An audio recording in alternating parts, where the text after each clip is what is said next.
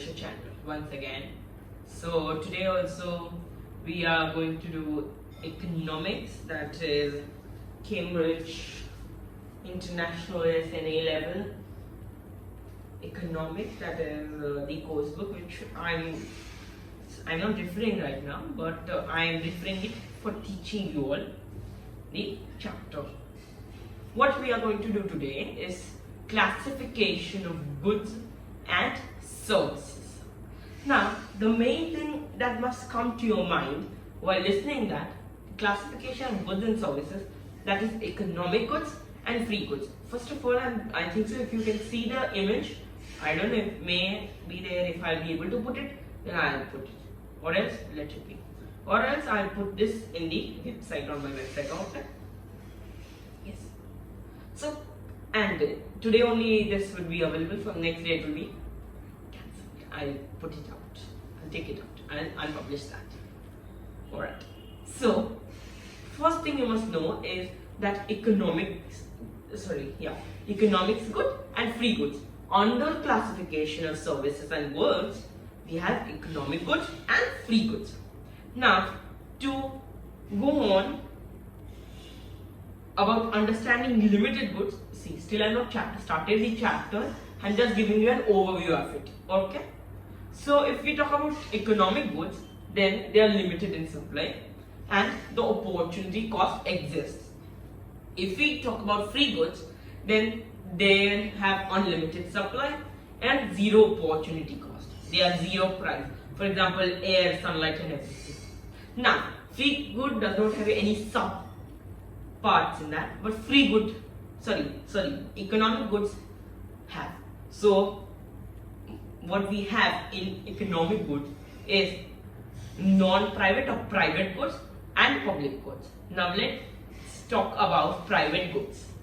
Under private goods, we have three main categories, that is merit goods, demerit goods and other goods. This type, according to the Cambridge International ASNA level, I don't think so other goods is in the syllabus, but merit and demerit is there. So for merit goods, you can take example of education, healthcare and everything. And for demerit goods, you can take example of cigarettes, alcohol, like that. Now, the second part of the economic good is public goods. So let's talk about that. Under public goods, we have two types. That is pure public goods and quasi-public goods. Now, how they are categorized? Let's see that and let's dive into the topic. Now, we are officially starting it from the course book. I'm not having it right now, but like this I'm having, but I will not teach you from the book right now, because everything I'll cover whatever is given in the book. So there are two characteristics used by the economists to determine a type of good. For example, it is a quasi-public good, pure public good, or it is a demerit good, merit good, or it is a private good, free good, economic good, anything. So a good can be categorized as excludable only when you can stop someone from using that product. For example, your smartphone, you can stop someone from using it. So it's an excludable product. So it is a private good, your smartphone. Another example is that if you go and okay, now I think so we are going to talk about rival. A good can be categorized as rival, R-I-V-A-L, rival, only when the availability of it decreases as you use it. Okay. So, now, take your book and write down the key terms. That is excludability. Write it down, where it is possible to stop someone from using the good or services. Second, rivalry. When consumption of one person of a good or service reduces the availability of the goods or services to others. And we have one more, that is non-excludability and non-rivalry. But for now we are just getting it, and we are going to write non-rival, so write it down. Where consumption by one person does not reduce consumption by someone else. Okay. See, private goods are excludable and rival. Quasi-public goods are non-excludable and rival. Okay. And an alternative can be there in quasi-public goods. That is, they can be non-rival as well as excludable. Two categories, vice versa. So, public good, it is non-excludable and non-rivalry. Fundamental problems of resource allocation dealt by the economists are with private goods. So, fundamental problem of allocation of resources is mainly in private goods. Private goods are also known as economic goods, as their cost is high in terms of the resources as they are scarce. There are two important characteristics which we have discussed. So we are right now talking about private goods, I think, so you all might be knowing and what we are talking about. So now private goods are excludable and rivalry. If we talk about free goods, write it down in your book because this is an important term. They have zero opportunity cost since the consumption is not limited by scarcity. Now, private good over. Let's come to public goods. In normal terms, public goods are opposite of private goods. So the characteristics of public goods are non-excludable and non-rivalry. For example, police service, fire protection, they can be part of that. Then there are many key terms in this, but which all you have to write, I'm telling you all. Okay.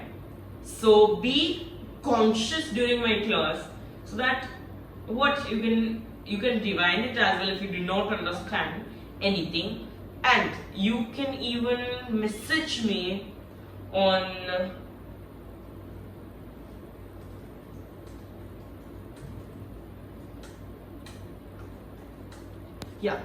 I will even tell you, I just sorted which all to do. So yeah, private goods. What you will write about private goods, that goods that are consumed by one person and not available to anyone else is our private goods. Let's come to the free goods. I think so we have written that, but once again let's repeat it. Goods that are not scarce and have zero opportunity cost. If we talk about public goods are good that is non-excludable and non-rival. As I said before, that here, before we did not write the definition for non-excludable, but right now let's write it down because it will give you a better insight of it. A situation where it is not possible to stop anyone else from using a good is non-excludable. Now let's come to quasi-public goods. QUASI public goods. That is quasi-public goods. I'll give you some example and you will understand. Flood control systems and lighthouses are public goods because they are clearly non-excludable and non-rival. But some goods or services which does not meet the demand are known as quasi-public goods. Now, tell me what is the characteristics in terms of excludability and rivalry in public goods. Yeah, that is non-excludable and non-rivalry. So if they do not meet this demand, they are categorized sub-category of public goods, that is quasi-public goods. I'll give a very good example of that. If you go on a beach, okay, and it is right now, if everything is empty, okay, if it is empty, beach is empty, then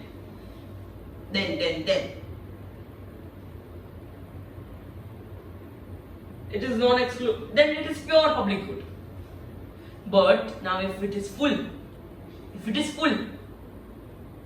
then it is excludable and it is then non-excludable and rivalry, because you are stopped from using that because of the usage and the availability of that beach.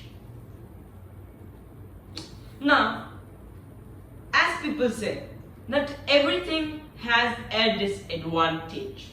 So let's talk about the problems which are caused by public goods. The producers may not make the public goods because they are non-profitable. A question can come in your examination. Direct questions do not come, but this type of question in your unit test and anything can come. That why? What are the problems? Why does private companies or private sector does not make public goods? The answer you have to give is they're non-profitable and we cannot ask for payment of the types of these services. Due to this, a problem arises that is known as a free rider problem. That arises where people enjoy the benefits of a public good without actually paying for it. For example, you have a street, and there is lights over there. But if you're if you're a tourist, will you be paying for using that light? If you're walking by, and will they come and tell you that pay for this light because you're walking under it? No, they cannot. That is why this is a very big problem. This is known as free rider problem. The existence of public goods may mean that scarce resources are not utilized properly. Once again, I'll repeat it. Try to analyze it. The existence of public goods may mean that scarce resources are not utilized properly. Now, in this, key terms which you have to write is for pure public goods. Write good, which is both non-excludable and non-rivalable. Meet the demand, pure. Quasi-public does not meet demands. Goods that have some but not the full characteristics of public goods. Simple. Free riders. Someone who does not pay to use a public good. Free riders. And we are about to end this chapter. I don't know how so fast, but we are, Merit goods and demerit goods and information failure we are going to talk about. Now, furthermore, let's discuss a merit good. A merit good is a good that is desirable but is under-provided by the market. For example, inoculation of diseases, merit good, right?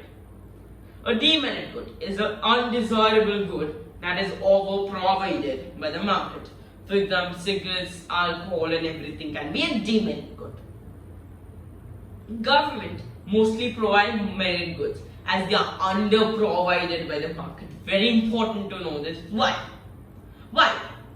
Because merit goods are not that much profitable as compared to demerit goods. Let's come over to information failure and under-consumption of merit goods.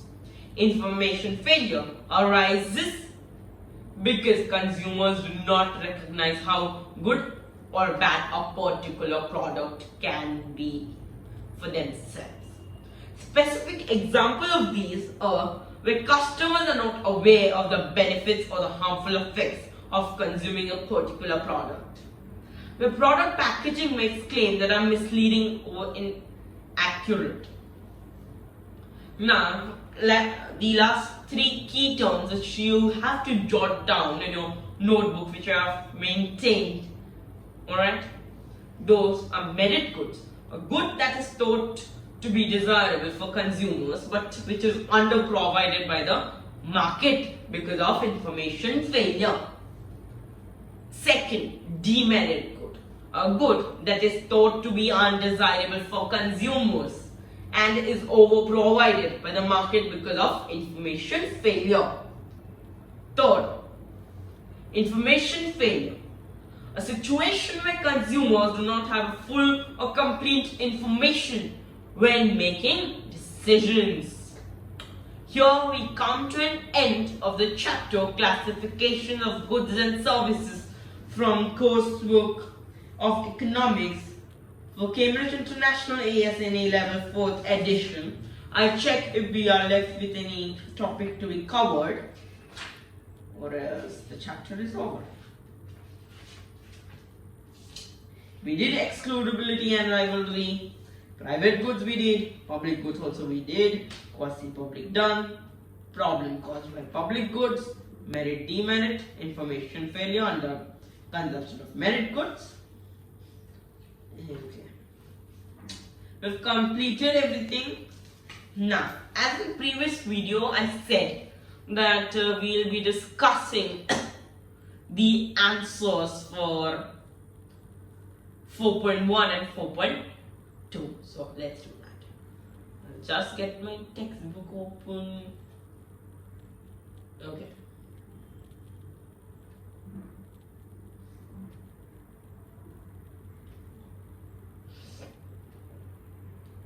Okay.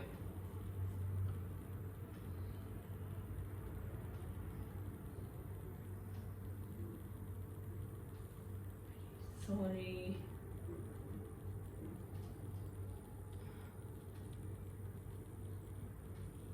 I think so I've downloaded it, but I'm not able to open my textbook. Just a second. I know I'm.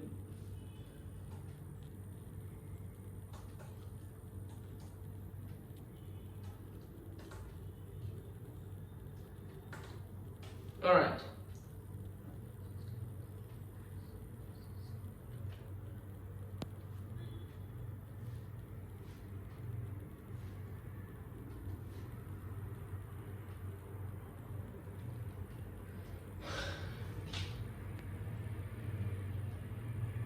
Economics, right? Yes. I'm not able to get it so fast. I have to open it now. So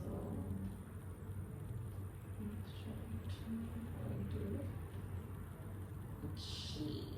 For 4.1, the answer should be increased demand from consumers, then rise in price, then firms and willings to supply, then fall in price, then less firms now willing to supply, then less supply, and from less supply to rise in price.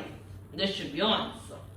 For 4.2, your first answer should include government spending 43%, GDP, private sector 57% GDP. Second answer for 4.2 must include manufacturing motor vehicles 33%, computer products 7%, machinery and equipment 5%, metals 5%, rubber products 4%, 85% of exports are to the rest of the EU, that is European Union. Biggest firms: Volkswagen, Kia, Samsung, PSA Group, MOL Group. Third should comprise percent change in GDP 5 to 10%, 2004 to 2008, and 3 to 4% after 2012. Here we have done everything, done and dusted.